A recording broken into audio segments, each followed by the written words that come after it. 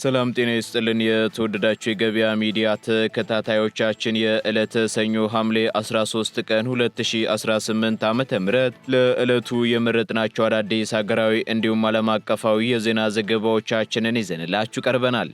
የዜና ዘገባዎቻችንን ስፖንሰር ያደረገልን አጋራችን ደግሞ የሮሃ ፎሬክስ ቢሮ ነው። በዜና ዘገባዎቻችን ላይ የሮሃ ፎሬክስ ቢሮን የዕለቱን የውጭ ምንዛሬ ተመን መረጃ እናጋራችኋለን። በቅድሚያም አርዕስቶችን በኢትዮጵያ አየር መንገድ ስር የሚተዳደሩ 22 አየር ማረፊያዎች ማስተር ፕላንና የባለቤትነት ካርታ እንደሌላቸው ተገለጸ። ይህን ጉዳይ በተመለከተም ከአየር መንገዱ ከፍተኛ አመራሮች በኩል ምላሽና ማብራሪያ ተሰጥቶበታል። ሙሉ መረጃውን በዝርዝር እናጋራችኋለን። ከውጪ ኢራን በዮርዳኖስ የአቀባ አውሮፕላን ማረፊያና በሙዋፋቅ አልሳልቲ አልአዝራቅ የጦር ሰፈር ላይ የሚገኙ የአሜሪካ ወታደራዊ አውሮፕላኖችንና ይዞታዎችን በባሊስቲክ ሚሳኤል ማውደሟ ተሰማ።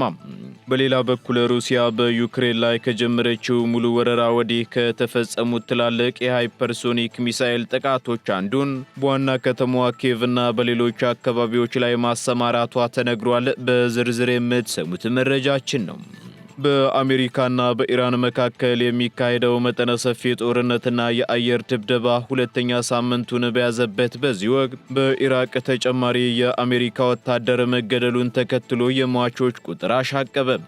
ይህ በእንዲህ እንዳለ ታዲያ በመካከለኛው ምስራቅ ለተገደሉ የአሜሪካ ወታደሮች ክብር ሲባል የዩናይትድ ስቴትስ ጦር በኢራንና በወኪሎቿ ላይ በጣም ከባድ የተባለ ወታደራዊ ጥቃት ማድረሱን ደግሞ ፕሬዝዳንት ዶናልድ ትራምፕ አዲስ በሰጡት መግለጫ አስታውቋል። በዝርዝር ይዘነዋል። የእስራኤል ወታደራዊ ኃይሎችና የከተማ አስተዳደር ባለስልጣናት ከምስራቅ ኢየሩሳሌም በስተሰሜን በሚገኘው የካፋር አቃባ አካባቢ ለሚገኙ የፓለስታውያን መኖሪያ ቤቶች አዲስ የማስለቀቂያና የማፍረስ ትዕዛዝ ማደላቸው ተነገረ። ኃይሎቹ ለአካባቢው ነዋሪዎች ባደሉት በዚህ ማስጠንቀቂያም ቤቶቻቸው በዶዘር ከመፍረሳቸው በፊት በህንፃዎቹ ውስጥ የሚገኙ ንብረቶቻቸውንና ቁሳቁሶቻቸውን አንስተው በ7 ቀን ውስጥ ወይንም በአንድ ሳምንት ጊዜ ውስጥ አካባቢውን ሙሉ በሙሉ ለቀው እንዲወጡ ማዘዛቸው ተገልጿል። በዝርዝር እናጋራችኋለን። የተወደዳችሁ የገበያ ሚዲያ ተከታታዮቻችን እነዚህንና ሌሎች ለዕለቱ የመረጥናቸው ዜናዎችን ይዘንላችኋል። አሁን ደግሞ በዝርዝር ወደምንመለከታቸው መረጃዎቻችን እናልፋለን። በመሃል ከተማ 22 ጎላጎል ግንባታቸው 60% የደረሱ የመኖሪያ አፓርትመንቶችን በካሬ 89000 ብር ብቻ አሊያም 100% ከከፈሉ ደግሞ በካሬ 75000 ብር ከባለ 1 ሜታ 89 ካሬ ጀምሮ እስከ ባለ 4 ሜታ 281 ካሬ ድረስ በተለያዩ የካሬ አማራጮች ማግኘት ይችላሉ። ያስታውሱ፣ ይሄ ቅናሽ ለጥቂት ቀናት ብቻ የሚቆይ ስለሆነ ፈጥነው ይደውሉልን። ከባለቤት ሪል ስቴት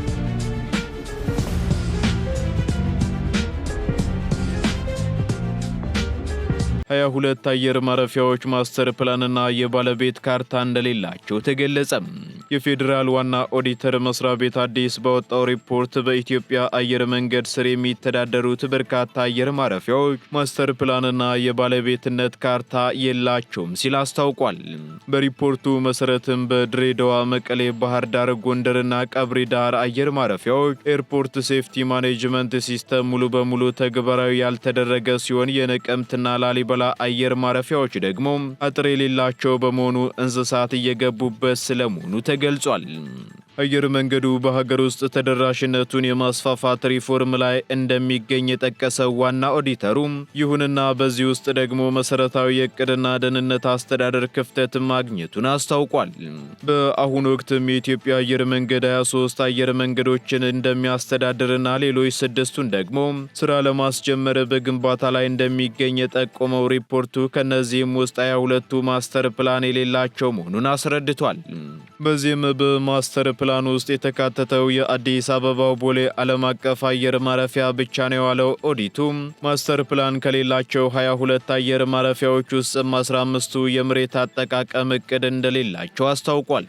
ይህን ጉዳይ በተመለከተ ምላሽ የሰጡት የአየር መንገድ ዋና ስራ አስፈጻሚ አቶ መስፍን ጣሰው በበኩላቸው በደህንነት ስርዓት ጋር የተያያዙ ክፍተቶች እንዳሉ አምነው የማስተካከያ እርምጃ እየተወሰደ መሆኑን አስታውቀዋል።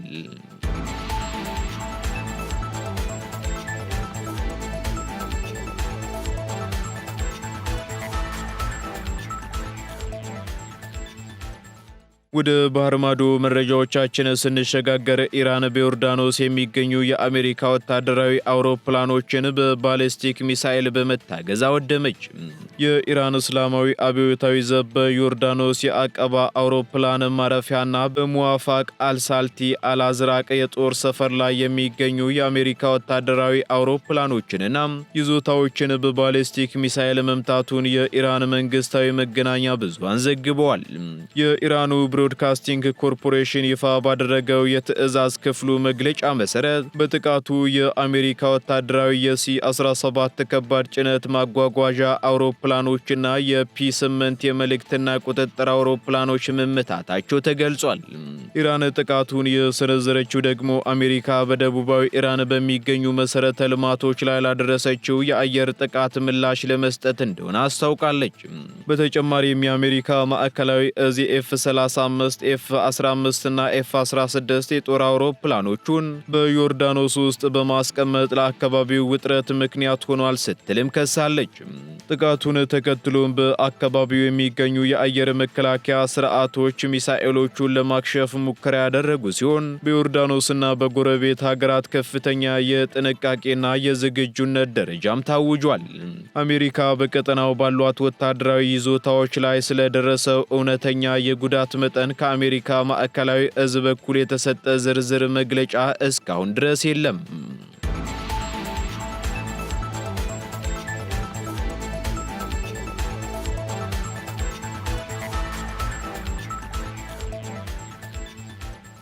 የአሜሪካና ኢራን ግጭት ሁለተኛ ሳምንቱን በያዘበት በዚህ ወቅት በኢራቅ ተጨማሪ የአሜሪካ ወታደር መገደሉ የሟቾችን ቁጥር ጨመረ።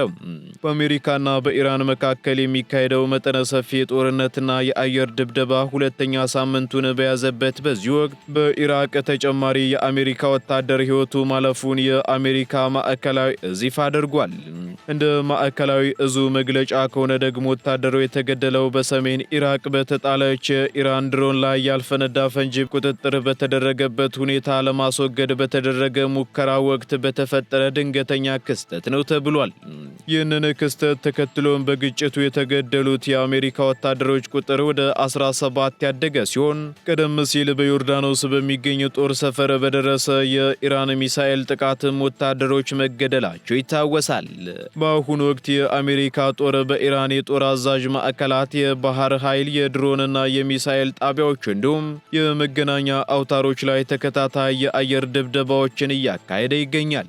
በሌላ በኩል የሁለቱ ሀገራት ግጭት ወደ ሁለተኛ ሳምንት መሸጋገሩ በባህረ ሰላጤው ቀጠና ላይ ከፍተኛ የደህንነትና የኢኮኖሚ ስጋት የደቀነ ሲሆን ለዓለም አቀፍ የነዳጅ ንግድ ወሳኝ በሆነው የሆርሙዝ ወሽመጥ በኩል የሚደረግ የመርከቦች እንቅስቃሴም በከፍተኛ ሁኔታ በመስተጓጉሉ የነዳጅ ዋጋ እንዲያሻቅብ ምክንያትም ሆኗል።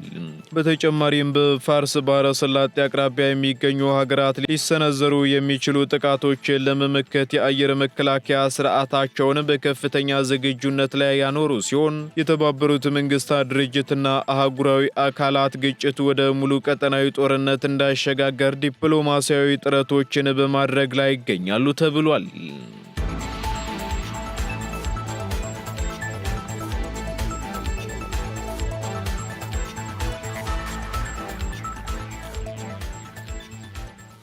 የተገደሉትን የአሜሪካ ወታደሮች ለመዘከር የአሜሪካ ጦር በኢራን ላይ በጣም ከባድ ጥቃት አድርሷል ሲሉ ፕሬዝዳንት ዶናልድ ትራምፕ ገለጹ። በመካከለኛው ምስራቅ ለተገደሉ የአሜሪካ ወታደሮች ክብር ሲባል የዩናይትድ ስቴትስ ጦር በኢራንና በወኪሎቿ ላይ በጣም ከባድ የተባለ ወታደራዊ ጥቃት ማድረሱን ፕሬዝዳንት ዶናልድ ትራምፕ ተናግረዋል።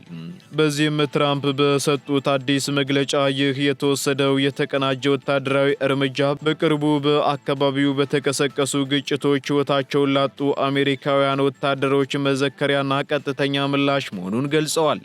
እንደ ትራምፕ ማብራሪያ ከሆነ ደግሞ የጥቃቱ ዋና ዓላማ የኢራንን ወታደራዊ መሰረተ ልማቶች፣ የሚሳኤል አምራች ተቋማትንና የኒውክለር አቅምን ሙሉ በሙሉ ማዳከም ነው ብለዋል። በተጨማሪም ኢራን በፍጹም የኒውክለር መሳሪያ ባለቤት መሆን እንደሌለባት ደጋግመው የተናገሩት ትራምፕ አሜሪካ ለራሷና ለቀጠና ወዳጆቿ ደህንነት ስትል አስፈላጊ አስፈላጊውን ሁሉ እርምጃ መውሰዷን እንደምትቀጥልም አስታውቋል። ይህ የፕሬዝዳንት ትራምፕ አስተያየት የመጣው ደግሞ በመካከለኛው ምስራቅ በአሜሪካና በኢራን መካከል ያለው ወታደራዊ ውጥረት፣ የባህር ላይ ጥቃቶችና የቀጠናው ኃይሎች ግጭት በከፍተኛ ደረጃ በጨመረበትና የዓለም አቀፉ ማህበረሰብም ስጋት በተደቀነበት ወሳኝ ወቅት ነው።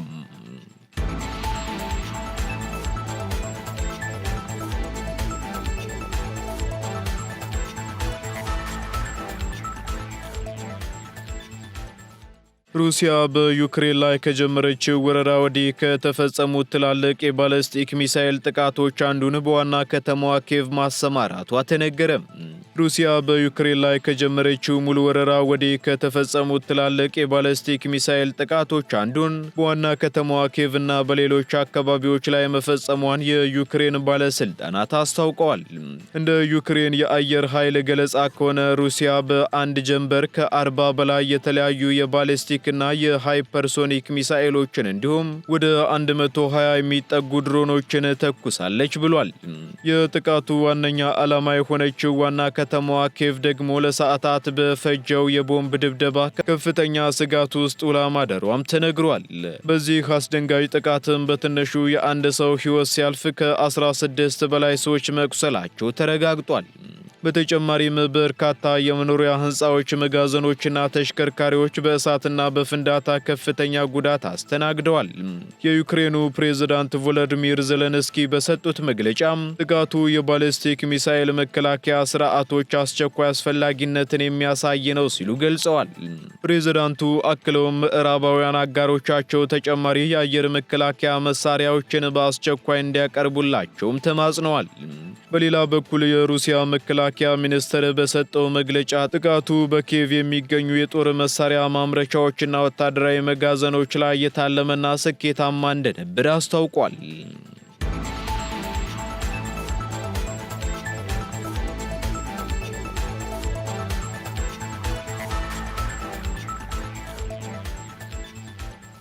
ቀጥለናል። የተወደዳችሁ ተከታታዮቻችን ወደ መጨረሻው ዝርዝር መረጃችን ስንሸጋገር እስራኤል ከምስራቅ ኢየሩሳሌም በስተሰሜን በሚገኙ የፓለስቲናውያን መኖሪያ ቤቶች ላይ የመልቀቂያና የማፍረስ ትዕዛዝ አስተላለፈች። የእስራኤል ወታደራዊ ኃይሎችና የከተማ አስተዳደር ባለስልጣናት ከምስራቅ ኢየሩሳሌም በስተሰሜን በሚገኘው የካፍር አቃብ አካባቢ ለሚገኙ የፓለስቲናውያን መኖሪያ ቤቶች አዲስ የማስለቀቂያና የማፍረስ ትዕዛዝ ማደላቸውን የኢየሩሳሌም አስተዳደር አስታውቋል። እንደ አስተዳደሩ መግለጫ ከሆነ የእስራኤል ኃይሎች ለአካባቢው ነዋሪዎች ባደሉት ማስጠንቀቂያ ቤቶቻቸው በዶዘር ከመፍረሳቸው በፊት በህንፃዎቹ ውስጥ የሚገኙ ንብረቶቻቸውን እና ቁሳቁሶቻቸውን አንስተው በ7 ቀናት ማለትም በአንድ ሳምንት ውስጥ ጊዜ ብቻ አካባቢውን ሙሉ በሙሉ ለቀው እንዲወጡ አዘዋል። የእስራኤል ባለስልጣናት ለወሰዱት እርምጃም ህንፃዎቹ ያለ ህጋዊ የፕላን ፍቃድ የተገነቡ ናቸው የሚል ምክንያት የሰጡ ሲሆን ከዚህ ትዕዛዝ ቀደም ብሎም በዚሁ መንደር በሚገኙ በርካታ ቤቶች ላይ የግንባታ እገዳና የመጀመሪያ ደረጃ የማፍረስ ማስጠንቀቂያዎች ሰጥተው እንደነበር ተጠቁሟል። በሌላ በኩል የፓለስታይን ባለስልጣናትና የሰብአዊ መብት ተሟጋቾች ይህንን እርምጃ በምስራቅ ኢየሩሳሌምና በምዕራብ ባንክ ይዞታዎች ላይ እየተካሄደ ያለ ሰፊ የህዝብ ስብጥር የመቀየርና የፓለስቲናውያንን የመሬት ባለቤትነት የማስወገድ ፖሊሲ አካል ሲሉም ኮንነውታል። ይህ አይነቱ ስልታዊ የቤት ማፍረስ እርምጃም በርካታ ቤተሰቦችንና ህጻናትን ለማፈናቀል የሚደረግ ከመሆኑም በላይ በዓለም አቀፍ ህግ መሰረት በተያዙ ግዛቶች ላይ የሚፈጸም የጋራ ቅጣትና ህገወጥ ድርጊት መሆኑን የአገሪቱ ባለስልጣናት በሰጡት መግለጫ አክለዋል። በአሁኑ ወቅትም በተሰጠው የ7 ቀን አጭር ማስጠንቀቂያ ምክንያት በአካባቢው የሚኖሩ በርካታ የፓለስቲናውያን ቤተሰቦች በከፍተኛ ስጋትና ውጥረት ውስጥ የሚገኙ ሲሆን የህግ ባለሙያዎችና የአካባቢው ተሟጋቾች የማፍረስ እርምጃውን ለማስቆም ወይንም ደግሞ ጊዜ ለማራዘም ወደ ፍርድ ቤት የማመልከት ጥረት እያደረጉ እንደሆነ ተነግሯል።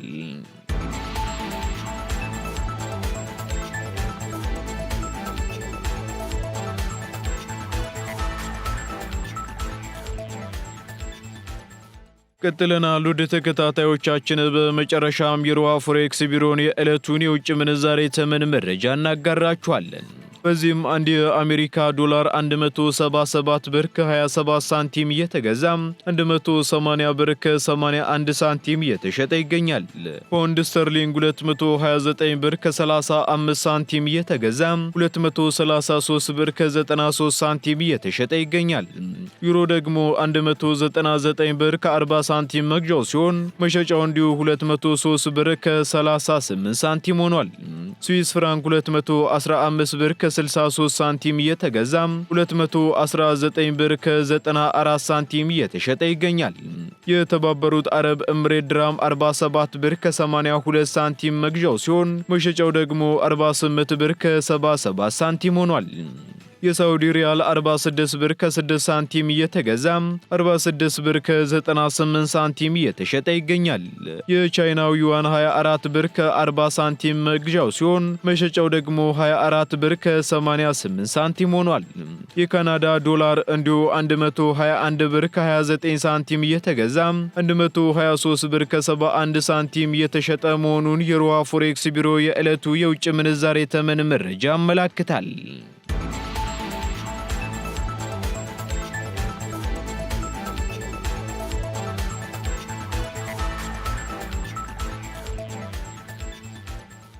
የተወደዳችሁ የገበያ ሚዲያ ተከታታዮቻችን ለዕለቱ የመረጥናቸው ዜናዎቻችን እነዚህን ይመስሉ ነበር። እንዲሁም አዳዲስ ኢኮኖሚያዊ፣ ማህበራዊና ፖለቲካዊ መረጃዎቻችንን ለማግኘት ታዲያም የገበያ ሚዲያን እንድትወዳጁ እንጋብዛለን። ሰናይ ጊዜን ተመኘን። በመሃል ከተማ 22 ጎላጎል ግንባታቸው 60% የደረሱ የመኖሪያ አፓርትመንቶችን በካሬ 89000 ብር ብቻ አሊያም 100% ከከፈሉ ደግሞ በካሬ 75000 ብር ከባለ 1 ሜታ 89 ካሬ ጀምሮ እስከ ባለ 4 ሜታ 281 ካሬ ድረስ በተለያዩ የካሬ አማራጮች ማግኘት ይችላሉ። ያስታውሱ፣ ይሄ ቅናሽ ለጥቂት ቀናት ብቻ የሚቆይ ስለሆነ ፈጥነው ይደውሉልን። ከባለቤት ሪል ስቴት